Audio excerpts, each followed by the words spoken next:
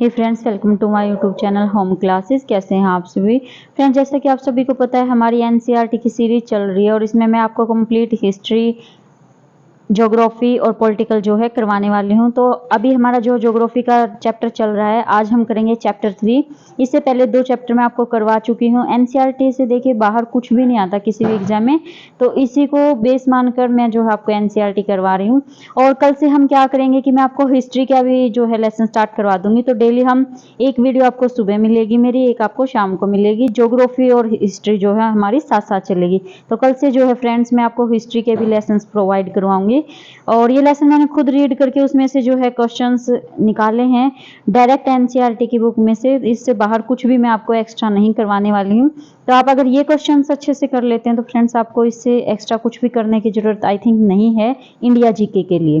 तो चलिए स्टार्ट कर लेते हैं। आज का हमारा फर्स्ट क्वेश्चन है, अपवाह शब्द किसी एक क्षेत्र के निम्न लक्षण को व्यक्त करता है। तो अपवाह जो शब्द है हम किसके लिए यूज करते हैं? तो इसका करेक्ट आंसर है नदी तंत्र के लिए।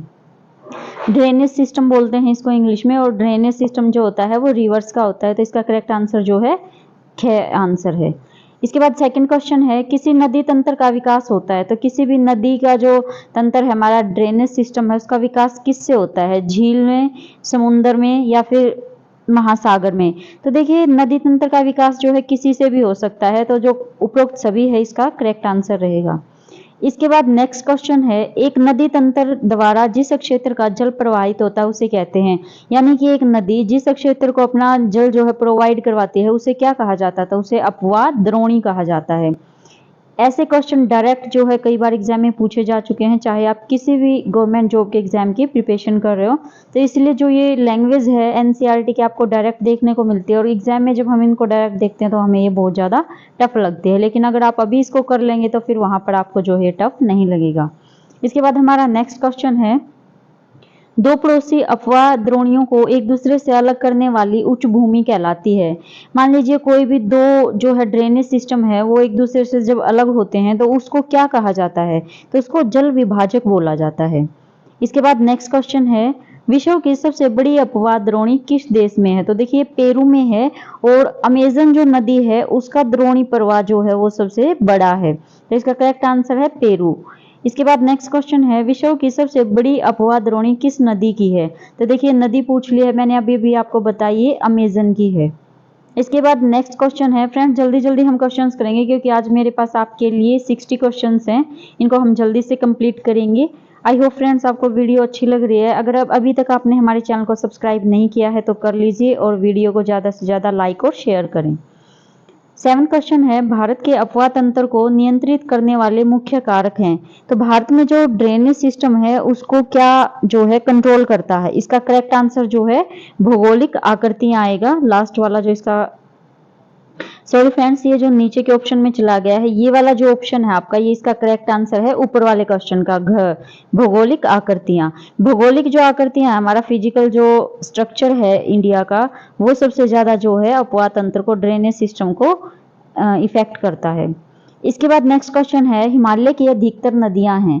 जो हिमालय की नदियां हैं वो अधिकतर कैसी हैं, ये पूछा गया है। तो ये 12मासी हैं। 2 चीजें याद रखिए, जो हमारी हिमालय से नदियां निकलती हैं वो सभी जो हैं मोस्टली 12मासी हैं, और जो हमारी इधर के क्षेत्र से निकलती हैं, जो साउथ वाली नदियां हैं वो क्या हैं? वो मौसमी नदियां हैं, वो बारिश पर डिपेंड करती हैं। ये चीज आप ध्यान रखिएगा।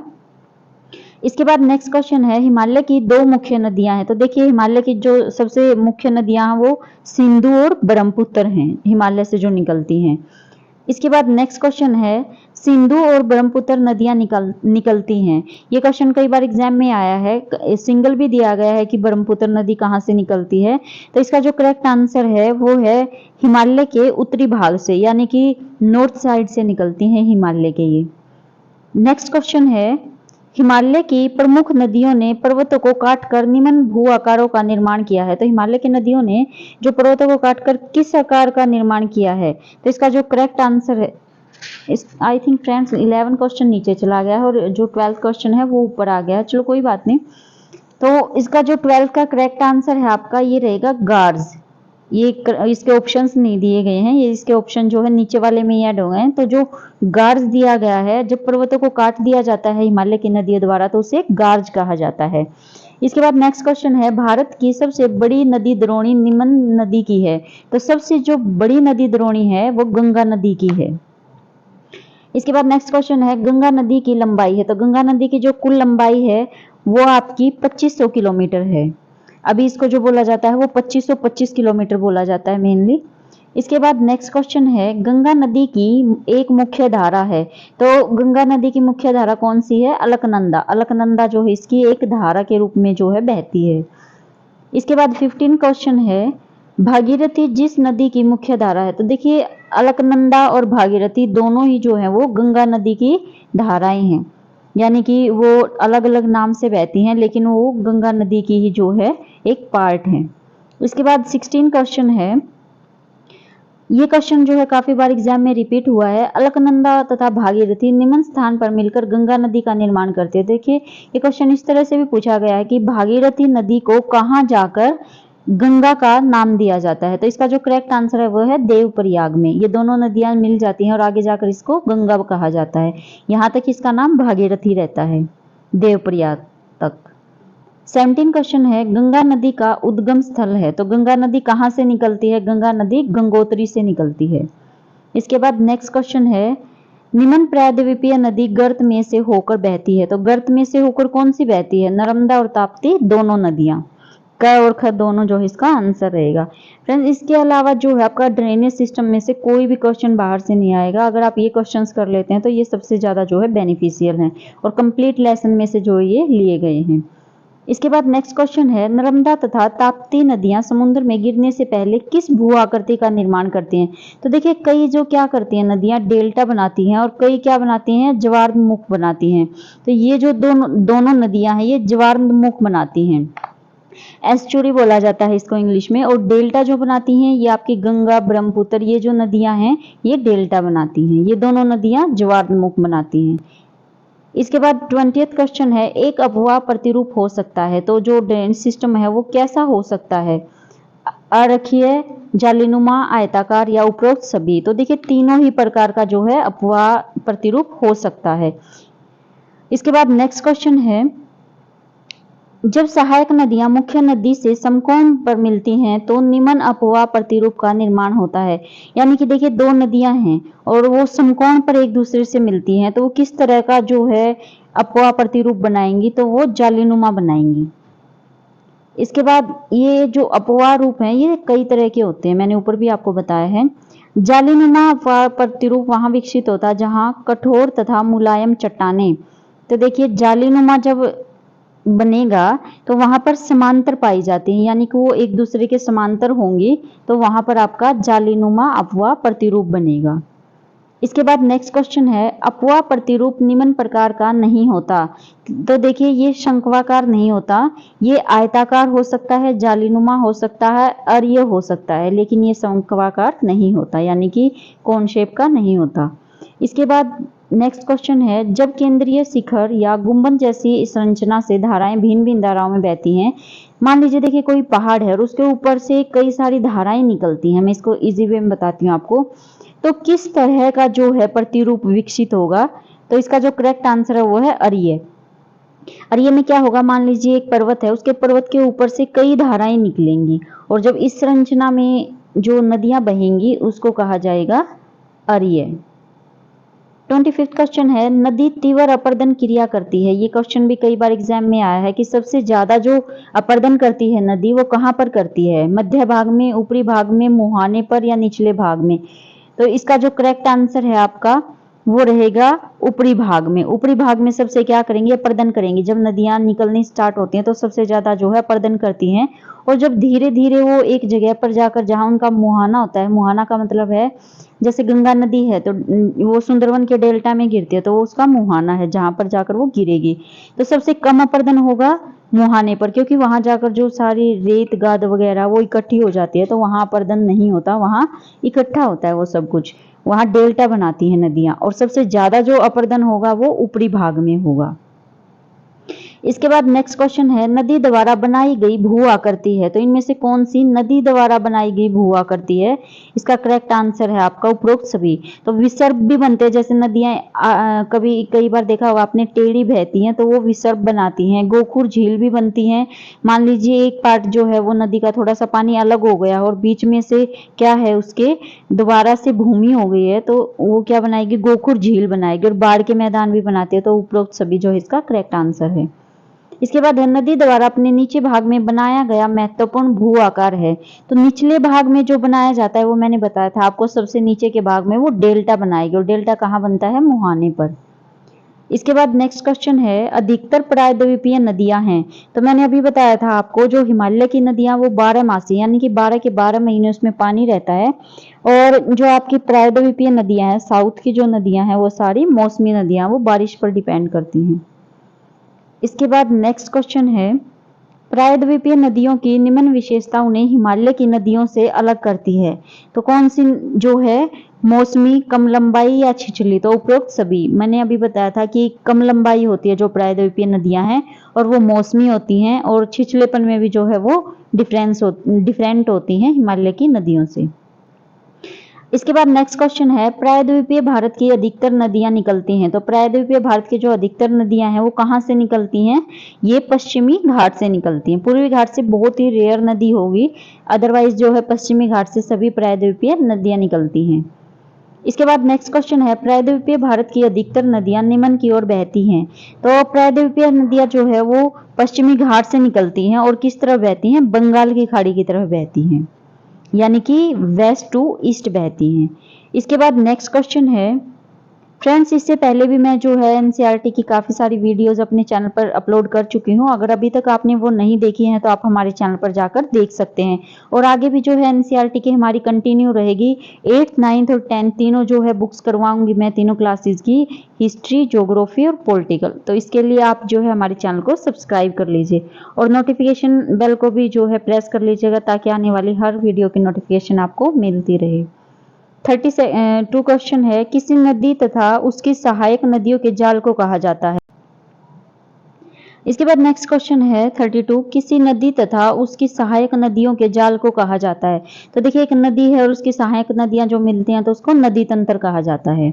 इसके बाद नेक्स्ट क्वेश्चन है सिंधु का उद्गम स्थल निमन झील के निकट है, तो सिंधु जो नदी है वो कहाँ से निकलती है? वो मानसरोवर झील के पास से निकलती है।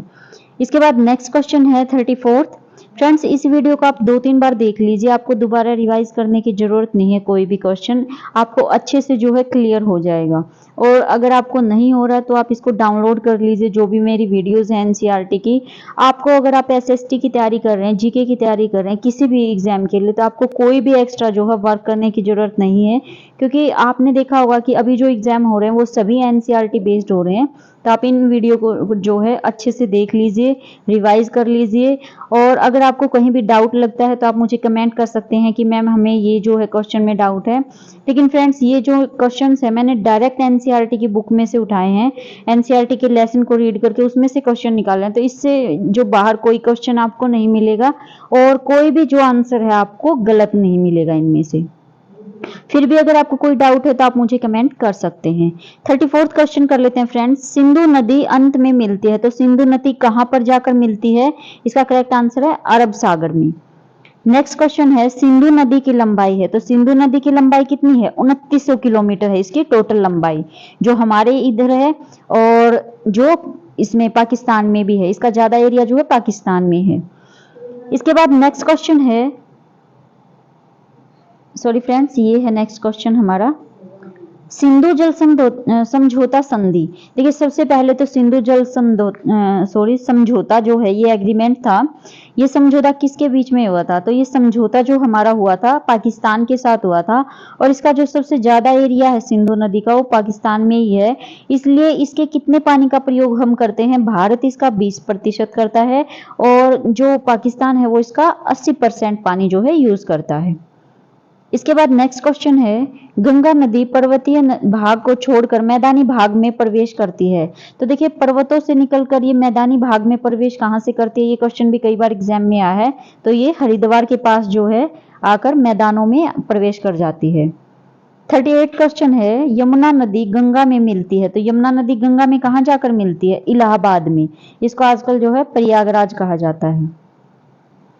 नेक्स्ट क्वेश्चन है, विश्व का सबसे बड़ा तथा वृद्धि करने वाला डेल्टा है, तो सबसे बड़ा जो डेल्टा है वो आपका सुंदरवन का डेल्टा है। और ये कौन सी नदियां मिलकर बनाती हैं? गंगा और ब्रह्मपुत्र नदियां मिलकर बनाती हैं। दुनिया का सबसे बड़ा डेल्टा है ये। इसके बाद नेक्स्ट क्वेश्चन है, निमन नदी भारत का दूसरा सबसे बड़ा जलप्रपात बनाती है, तो जलप्रपात सबसे बड़ा दूसरा कौन सी नदी बनाती है? इसका करेक्ट आंसर जो है कावेरी नदी। 41 क्वेश्चन है, जबलपुर के निकट धुआंधार जलप्रपात का निर्माण करती है, तो धुआंधार जलप्रपात जो है वो कहां पर है? ये जबलपुर में है। और किस नदी पर है? नर्मदा नदी पर। इसके बाद नेक्स्ट क्वेश्चन है, निम्न दो नदियां मिलकर संसार का सबसे बड़ा डेल्टा बनाती हैं। ये मैंने अभी अभी बताया आपको, गंगा और ब्रह्मपुत्र नदी जो है मिलकर सबसे बड़ा डेल्टा बनाती हैं संसार का, और इस डेल्टा का नाम है सुंदरवन डेल्टा। इसके बाद नेक्स्ट क्वेश्चन है, बड़े आकार वाली झीलों को कहा जाता है, तो जो बड़े आकार की झील होती है उन्हें क्या कहा जाता है? उन्हें समुद्र कहा जाता है। इसके बाद नेक्स्ट क्वेश्चन है, पृथ्वी पर जितने प्रतिशत स्वच्छ जल उपलब्ध है, तो जो हमारा साफ वाटर है वो कितने प्रतिशत है? इसका करेक्ट आंसर है 3%। सिर्फ 3% ही जल जो है हमारा पीने योग्य है, बाकी सारा जो हमारा है वो समुद्रों और ये जो आइस है इसके रूप में जमा है। और समुद्र का पानी खारा होता है और बाकी सारा जो है वो बर्फ के रूप में पर्वतों पर जमा हो रखा है, तो इसलिए 3% ही जो हमारा पानी है वो यूज करने लायक है। इसके बाद नेक्स्ट क्वेश्चन है 45, ब्रह्मपुत्र नदी भारत के जिस राज्य में सबसे पहले प्रवेश करती है, तो कहां से प्रवेश करती है ये बताना है आपको। ये क्वेश्चन भी कई बार एग्जाम में, तो ये अरुणाचल प्रदेश से जो है भारत में प्रवेश कर जाती है। इसके बाद नेक्स्ट क्वेश्चन है, गोदावरी नदी अपने आकार तथा विस्तार के कारण कहलाती है, तो इसे क्या कहा जाता है? इसका आकार जो है बहुत बड़ा है, इसके कारण इसको दक्षिण की गंगा कहा जाता है। इसके बाद है 47 क्वेश्चन, डल झील स्थित है, तो डल झील कहां पर है? ये क्वेश्चन काफी इजी है और कई बार एग्जाम में भी आया है, ये कश्मीर में है। शिकारा का प्रचलन है, तो शिकारा का प्रचलन कहाँ है? ये भी कश्मीर में है। शिकारा क्या होता है?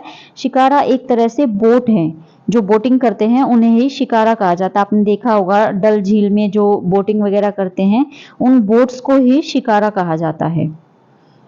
बड़े आकार वाली समुद्री झील है, तो बड़े आकार की समुद्री झील कौन सी है? कैस्पियन सागर, मृत सागर, अरल सागर, तो इसका करेक्ट आंसर जो है उपरोक्त सभी। लेगून का निर्माण करते हैं, तो लेगून का निर्माण क्या कौन करते हैं? तो स्पीट तथा जो बार हैं वो लेगून का निर्माण करते हैं।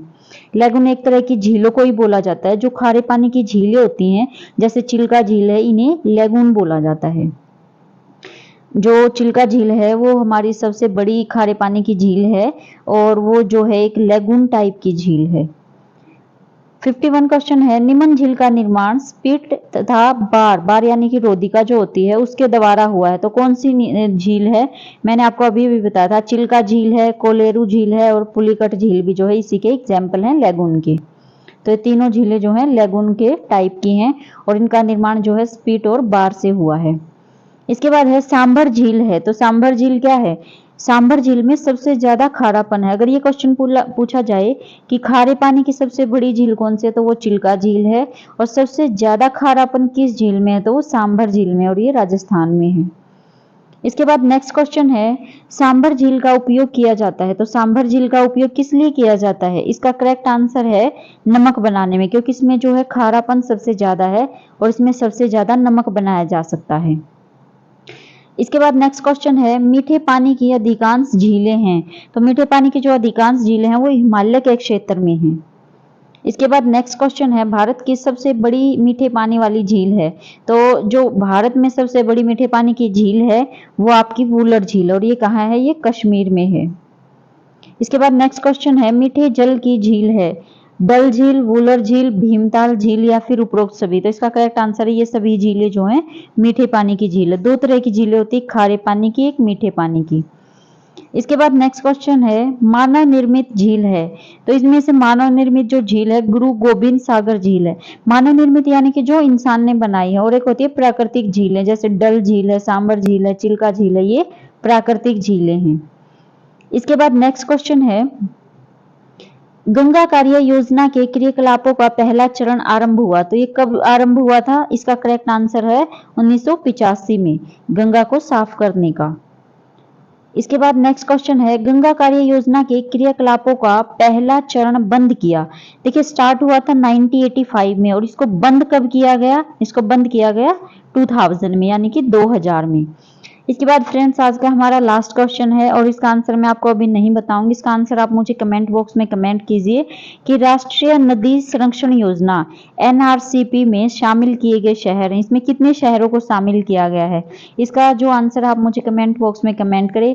आई होप फ्रेंड्स आपको वीडियो अच्छी लगी है, अगर अच्छी लगी तो प्लीज लाइक करें, चैनल को सब्सक्राइब करें और ज्यादा से ज्यादा शेयर करें।